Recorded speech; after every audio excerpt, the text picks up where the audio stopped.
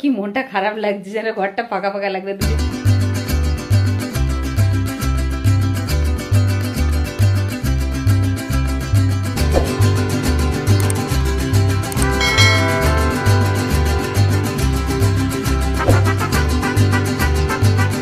ঘুম থেকে উঠেই আমার ভালো লাগার একটা জায়গা হচ্ছে এই বাগানের ফুলগুলো দেখতে আসা। ঘুম থেকে উঠেই ওই জন্য চলে আসি। ফুলগুলোর সঙ্গে যেন আমার একটা আত্মার সম্পর্ক, আমি যেন একাত্ম হয়ে যাই। তারপরেই সকালবেলা চলে এলাম টিফিন করতে। আজকে করেছি সুজি ধোগলা, অসাধারণ হয়েছিল। আর সবার টিফিন বেড়ে নিলাম, বোনও আছে, আমার মেজো বোন। আর এইদিকে দেখুন এই সুজি ধোগলা সব সাজিয়ে নিয়েছি, এবার দিয়ে দেবো সবাইকে। গুড মর্নিং, সুপ্রভাত বন্ধুরা, আশা করি আপনারা সবাই ভালো আছেন, আমিও ভালো আছি। যে যেখান থেকে আমার এই ভিডিও দেখছেন তাদের সবাইকে অসংখ্য ধন্যবাদ। আমাদের পরিবারের সকলকে স্বাগত জানিয়ে আজকে ব্লগটা শুরু করলাম। আজকে হচ্ছে শুক্রবার, মানে জন্মাষ্টমীর পর অনেকগুলো দিন কেটে গেল শুধু গুছোতে গুছোতে।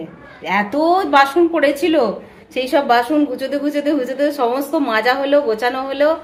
তারপর বোনও আছে এখন, কিন্তু একদিনও ব্লগ করা হয়নি। আর যা বৃষ্টি জন্মাষ্টমীর দিন হলো, তারপর থেকে ওই যে রোদটা উঠলো, এখন একদম সেই শরতের আকাশের মতো আকাশটা হয়ে গেছে, একদম রোদ ভর্তি হয়ে গেছে। ঠিক যেমন দুর্গাপুজোর আগে আবহাওয়াটা হয়ে যায়, ঠিক সেরকম লাগছে, একদম রোদ উঠে গেছে। আর তেমনি সেই আনন্দে কাচাকুচিও চলছে। আর আজকে বোন চলে যাবে, তাই রান্নাটা আজকে সকাল সকাল বসিয়ে দিচ্ছি। আর টিফিন তো দেখালাম, আজকে ধোগলা করেছি টিফিন। তো ধোগলা টোগলা খেয়ে এবার ভাত বসিয়ে দিয়েছি, আর তরকারি পত্র হচ্ছে। আর আকাশটা আজকে দেখাচ্ছি, এত সুন্দর লাগছে, রোদ উঠেছে। মানে টানা কতদিন বৃষ্টিতে যে কি বিপর্যস্ত হয়ে পড়েছিলাম, আজকে বেশ ভালো লাগছে। আজকে না, এটা জন্মাষ্টমীর পর থেকেই রোদরা উঠে গেছে। আজকের আকাশটা পুরো শরতের আকাশের মতো লাগছে, যেন পেঁজা তুলোর মতো মেঘগুলো ভেসে ভেসে বেড়াচ্ছে। আর ঠিক যেন পুজো এসে গেছে মনে হচ্ছে। আর আনাজ আজকে আমার সব কাটা হয়ে গেছে, এগুলো বোনই কেটে দিল।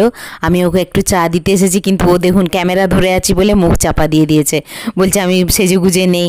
আমার তো মনে হয় যে ক্যামেরা ধরলেই সবসময় সেজে থাকতাম, এমন কোনো কথা নেই। আমি তো আপনাদের সামনে নর্মালি আসি। আমরা বাস্তব জীবনে কাজ করার সময় কি সেজে গুজে থাকি?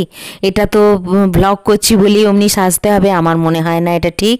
একজন দেখেছি ভ্লগে প্রচণ্ড মেকআপ করে লিপস্টিক লাগিয়ে আসে, কিন্তু আমি একদম ন্যাচারাল থাকতে ভালোবাসি। আর আপনারা আমাকে এইভাবেই ভালোবেসেছেন। আমি বাস্তব জীবনে যেসব কাজগুলো সংসারের করি, সেগুলো না সেজে করা সম্ভব হয় না।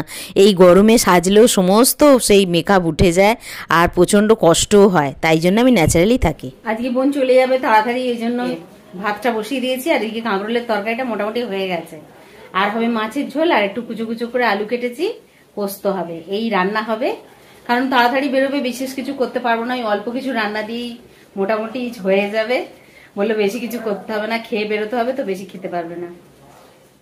এখানে বোন নারকেল নিয়ে যাওয়ার জন্য কেটে রেখে দিয়েছে, সব নারকেল খারাপ হয়ে গেছে, ওই জন্য এইভাবে ছাড়িয়ে রেখে দিয়েছে।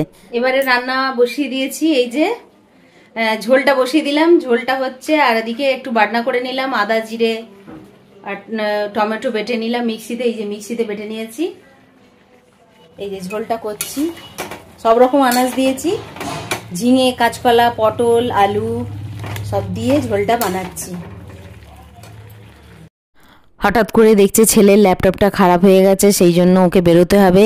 যদিও বেরোতে চাইছিল না, কিন্তু ল্যাপটপ ছাড়া ওর একটা দিনও চলে না, সেই জন্য ওকে তো ল্যাপটপটা সারিয়ে আনতে হবে। আর এদিকে এসে দেখছি বোন ঘুমোচ্ছে, এদিকে টিভি চালিয়ে দিয়েছে, টিভিটা চলছে আর ও ঘুমোচ্ছে। যাই হোক, বেরোতে হবে বলে ও একটু রেস্ট নিয়ে নিচ্ছে। আর এদিকে ছেলেকে একটু এগিয়ে দিলাম, ও চলে গেল। ভাত হয়ে গেছে, তাও ও খেলো না, বলে না খাবো না। এই মাত্র ধোগলা খেয়েছি, ধোগলা খেলে না প্রচণ্ড পেট ভার করে, আর তারপরে পরেই খাওয়া যায় না। আর আমি তো জানতাম না, হঠাৎ ল্যাপটপ খুলে দেখছি আর ল্যাপটপ চলছে না, সেই জন্য ওটাকে সারাতে যাচ্ছে। ও সারিয়ে নিক, আর আমি এদিকে ওর খাবারটা বেড়ে ফেলি। আমার রান্না সবই হয়ে গেছে, আর ভাতটা সমস্ত রেডি হয়ে গেছে। যখন আমি ভাবলাম ও বেরোবে, তাহলে ও খাবার দাবার খেয়েই একবারে রেডি করে দিয়ে ও বেরিয়ে যাবে। একটু তাড়াতাড়ি বেরিয়ে যাওয়াই ভালো, কারণ কি ওদের বাড়ির সামনে জল জমেছে, তো এই সন্ধে হয়ে গেলে জলেতে নানা রকম সাপ টাপ থাকতে পারে, ওই জন্য একটু তাড়াতাড়ি বেরিয়ে যাচ্ছে বেলা থাকতে, তা যাতে সন্ধ্যের আগে পৌঁছতে পারে। ওকে ভাত বেড়ে দিলাম। আর আজকে তো রান্না হয়েছে আলু ভাজা আর কাঁকরোলের তরকারি আর পাঁপড় ভাজা, মাছের ঝোল। বেশি কিছু করতে পারলাম না, কারণ কি বেরোবে। আর একটা পটলের ঝাল করছি, ওটা গিয়ে পরের দিকে করব। এই কটা করে দিয়েছি, ও এখন খাক। আর ও বললো বেরোতে হবে তো, বেশি খাবারের ঝামেলা করতে যাস না, অল্প স্বল্প দিয়েই আজকে খেয়ে বেরিয়ে যাব। কারণ কি কোথাও যেতে গেলে দেখবেন বেশি খাওয়া সম্ভব হয় না, সেই জন্য ওকে গুছিয়ে খেতে দিয়ে দিচ্ছি। আর ও শুয়ে ঘুমোচ্ছিল, আমি বললাম স্নান সেরে নিয়ে বেরোবি, আর আমার হাজব্যান্ডই ওকে দিতে যাবে। কারণ কি এখন এই দুপুরবেলা না খুব একটা আমার এখানে টোটো অটো খুব একটা পাওয়া যায় না, যা একটু দাঁড়াতে হবে, অনেক দেরি হবে, তার থেকে স্কুটি করে এক মন্তরে চলে যাবে। যাকগে ওকে দিয়ে দিলাম, ও বসে পড়লো।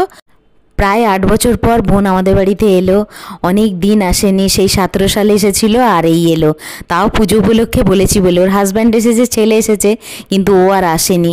দেখা সাক্ষাৎ আমাদের হয়, বাপের বাড়িতে হয়, নানান জায়গায় আমরা ঘুরতে যাই, তখন একসঙ্গে যাই, কিন্তু এই বাড়িতে আসাটা একটু যেহেতু দূর, সেই জন্য আসা সম্ভব হয় না। এবার ওকে একটু মিষ্টি দিয়ে দিলাম, মিষ্টি মুখ করে নিল। ও ভাতের সঙ্গে মিষ্টি খাবে না বলেছিল, ওই জন্য এখন দিলাম। আর আমার খুব খারাপ লাগছে যে হয়তো আজকে ঠিকঠাক যত্ন হলো না, কারণ তাড়াহুড়োর মধ্যে যা পেরেছি করে দিয়েছি। ও বলল ঠিকই আছে, তার থেকে বরং দুজনে বসে একটু গল্প করব, কারণ চলে যাচ্ছে তো। আমরা এই কদিন শুধু খালি গল্পই করেছি, আপনাদের সঙ্গেও কিছু করিনি, মানে ব্লগ শেয়ার করিনি, ব্লগও করিনি। আর ও রেডি হয়ে গেছে, এবার বেরোবে। সোমবার এসেছিল আর এই শুক্রবার যাচ্ছে। কদিন ছিল তো কি মনটা খারাপ লাগছে, যেন ঘরটা ফাঁকা ফাঁকা লাগবে। দুজনে যা গল্প করতাম, আপনাদের সঙ্গে আর শেয়ার করার কোনো সময়ই থাকতো না, শুধু গল্প করেই কাটিয়ে দিয়েছি, কোনো ব্লগ করিনি। আজকে চলে যাচ্ছে, ওই জন্য মনটা খুব খারাপ। রান্না বান্না সব করে খাইয়ে দিলাম, দিয়ে এইবারে ও বেরোচ্ছে, আর আমি একটু এগিয়ে দিয়ে আসি, দিয়ে তারপরে আবার বাকি একটুখানি রাত্রে রান্না আছে, ওটা করবো।